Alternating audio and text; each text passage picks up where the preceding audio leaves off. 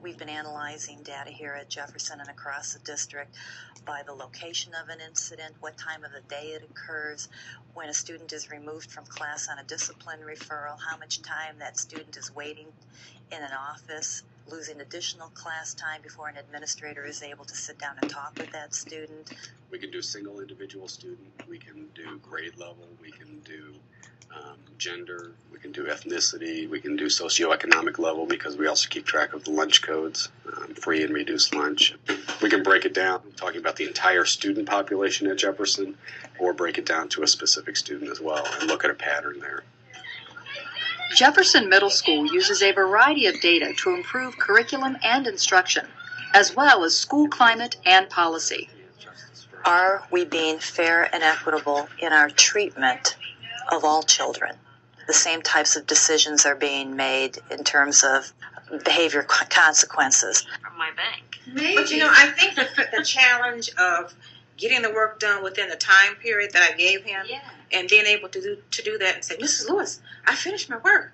And I did it. We looked at the data to see which students were receiving discipline referrals, which took them out of the classroom and which prevented them from receiving instructional time.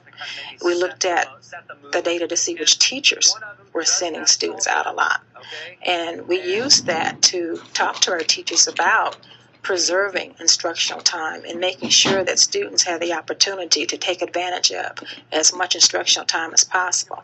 And then if teachers needed extra staff development or professional development, we used that data to see which teachers were having difficulty with certain students, and also looking at the data to see whether students were having difficulty with one teacher or with all teachers, and basically it helped us to determine what our needs were. Jefferson has used data to strategize how to improve school climate and address attendance issues.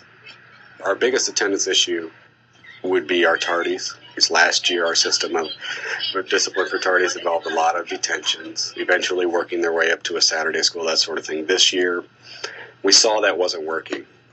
We spent all year following up on detentions that weren't served and things like that.